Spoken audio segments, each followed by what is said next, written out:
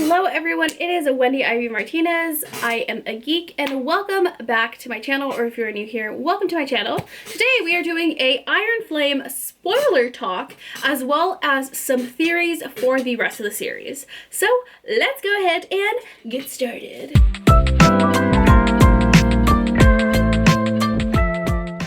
It goes without saying that if you have not read Iron Flame, don't watch this video. Read Iron Flame and then get back to me. Or if you don't plan on reading the series and you just want to find out what happens, by all means, go ahead and knock yourself out. But you are being warned. You will be spoiled. Alright, so let's get into some spoiler talk as well as some theories.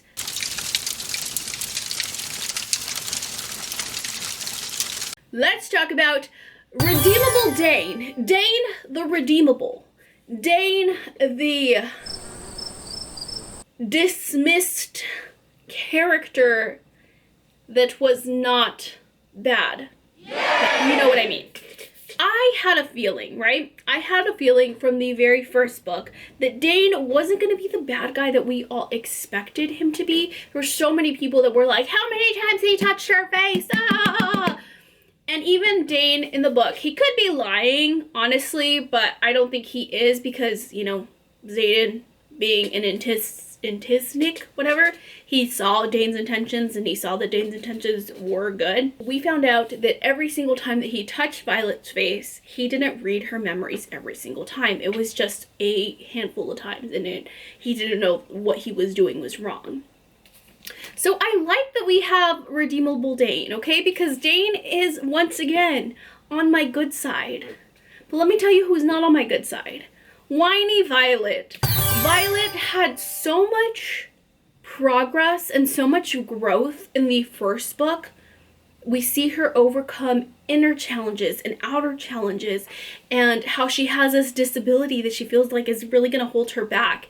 And in the end, it ends up being something that she not only accepts, but she sort of sees like as a strength, and instead of seeing it as a weakness, she sees it as a challenge that she can overcome.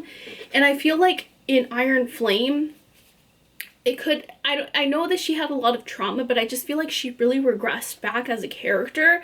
She was very like whiny. She was, obviously of course, she had like the feelings of jealousy, and that's not like, I don't want to say that that's like a regression because this is all new to her, but I just feel like the way that she was behaving with Xaden really upset me, and it really pissed me off because she was mad at him for what? For keeping secrets? You know, secrets because she didn't know how to handle, you know, how to like block her mind and block people out from it. And that's why he has these secrets in the first place. And she couldn't understand that. Yes, she turned around and she was hiding secrets from Rhiannon and the rest of her friends. She was becoming Xaden. She was literally doing the same thing that Xaden was doing for the exact same reason that Xaden was doing it. Huh? Do you get what I mean? No. Also, the relationship really annoyed me. Like, he was hiding secrets, and then he was like, I will tell you everything that you need to know, but you have to ask me. How do you know what questions to ask? Xaden boy, like, you're not making this any easier. Do you get what I mean? At the same time, like, I know that Violet's pissed. I don't think she should be pissed because everybody has a right to their own secrets, especially when she doesn't have that power to block her mind yet. Wrenches kept getting thrown at their relationship, and at first it was like, secrets. Ooh, okay, secrets. We don't like the secrets. It's fine. They got past it. Then we have Catriona. Another wrench in their relationship. Oh my gosh, Catriona. That was very suspenseful too. It kept me very entertained. I was like, yes, they got past it. And then we found out he was an Intistic. And that's when I was like, oh my gosh, they're going to break up. I was crying. They didn't break up. They got over it in like a few pages. She got over that really quickly, but she couldn't get over the secrets. It took her forever to get over the secrets. I don't know. And then at the very end, when Xaden turns into a Venin, I was like, really? Like, I just felt like it was too much. Do you get what I mean? Like, the whole relationship kept getting like wrench after wrench after wrench after wrench.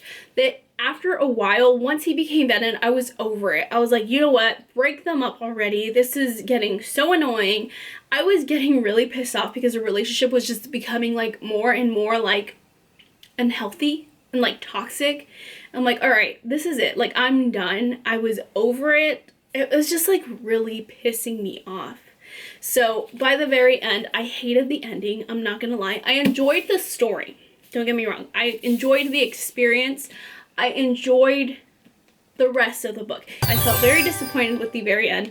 Of course, I'm going to continue to read the rest of the series because the rest of the questions and theories and everything else that happened within the novel, except for Xaden becoming a Venin, was very intriguing to me. I have a lot of questions and theories that I want to talk about, so maybe let's just go ahead and get started with those.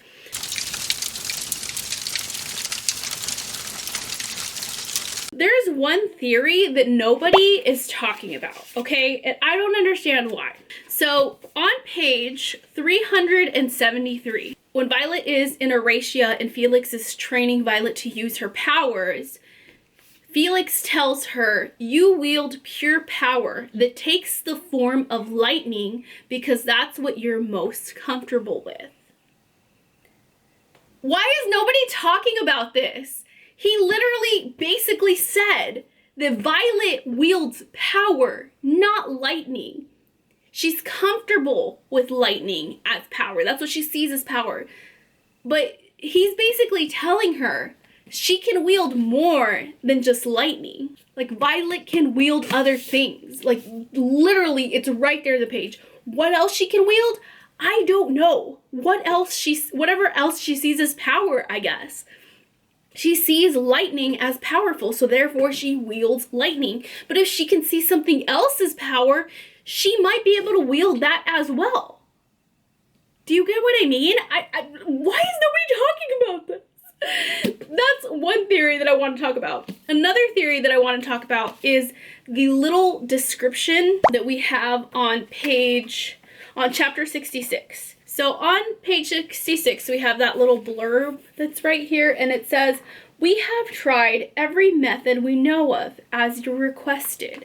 There is no cure. There is only control. Missive from Lieutenant Colonel Colberzi to General Lilith Sorrengail. Lilith Sorrengail has been looking for a cure for the Venin for a long time. How do we know that it's in the past?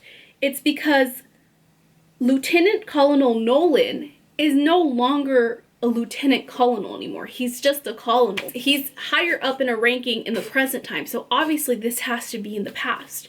So there are 3 theories that I am seeing all over Booktok where people are speculating 1 out of 3 things. Number 1 is that Lilith Sorrengail somehow knew that Xaden was going to turn into a Venin because somebody has the power of precognition, and that's why she knew. Like she said, she does everything for her kids, and she goes through great lengths to protect her kids. So in order to do that, she doesn't want her daughter tied to a Venin, obviously, for safety reasons and because she loves her child. So she has been looking for a cure. Number 2 is that, you know, we know that General Lilith Sorrengail has done everything for the people that she loves. So maybe somebody that she loves, like Violet's father, could have possibly been a Venin. Maybe he's still alive in a Venin somewhere. There has to be a reason why everybody wants Violet, right? The Venin want Violet so freaking bad. Maybe they want to take her to her father. I mean, obviously the father knew about the Venin, and he grew up telling Violet about the Venin. So who's not to say he's not a Venin now? And then number 3 is that Lilith was actually a Venin. There's a few things that back this up. Number 1 is that Lilith Sorrengail, towards the end of the book, they were often describing under her eyes, how under her eyes it looked bruised and this and that. Number 2, we don't know every single thing about the Venin. So there are possible ranks in the Venin that we do not know how they look like. We know how mages look like. We know how, I think, generals now because of Xaden facing one off. But there are some Venin that we possibly do not know their physical description because they have never been seen. So who is not to say that Lilith Sorrengail is not a Venin? And the reason why... She was sick with the Venin, right? She was looking for a cure because of her unborn child. And that's why when Violet came out, she has that pale hair, and she was basically trying to look for a cure to save her daughter and her.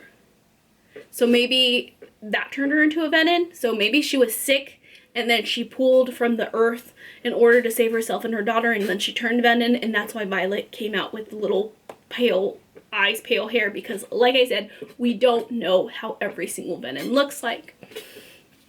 So that's the third theory. All right, so the theory that I want to talk about that I think is the most plausible, that I got bits and pieces off of TikTok and then bits and pieces that I slowly put together, is the Malek theory, and that Violet is somehow tied to the gods, specifically the god Malek, who is the god of death. And before you think I'm crazy, I have so many reasons to believe this.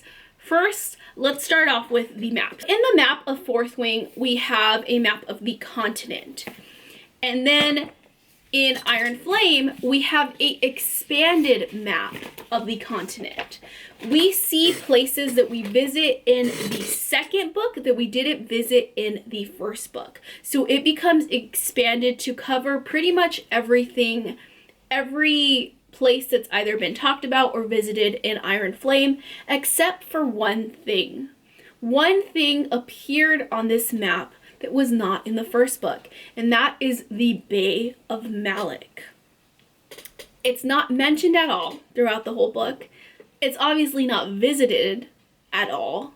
So why would they suddenly have the Bay of Malek appear?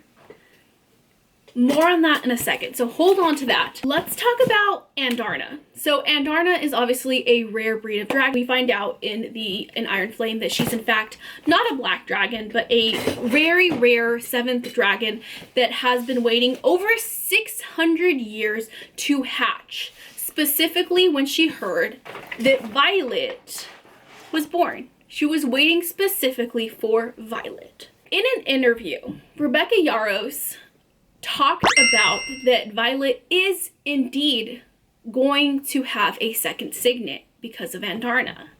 And not only does Violet have a second signet that's already been confirmed, but Rebecca Yarros also said that every clue that we need about Violet's second signet is in Iron Flame. The clues are already there, it's just for us, the readers, to piece together. What do I think the second signet is, and how do we go back to the Bay of Malek? Is I think that Violet's second signet is either resurrection or some sort of connection to the dead. I know, okay, but bear with me. There's so much evidence to why I think this is. Number one is obviously the Bay of Malek. Malek is talked about a lot throughout Fourth Wing and Iron Flame. Obviously, there's a lot of death in the book and all that, but Malek specifically is like the focus. And then we have the Bay of Malek that suddenly appears in Iron Flame. Lastly, when Violet is being tortured by Varish, she sees Liam. And when Violet is like, oh, you're just a hallucination, Liam specifically says, I have been sent to comfort you by Malek. So I don't think he's a hallucination. I think that she is tied to Malek in some sort of way, that she can bring Liam to comfort her because she is tied to Malek. Malek's either a long lost descendant or her father, and who knows.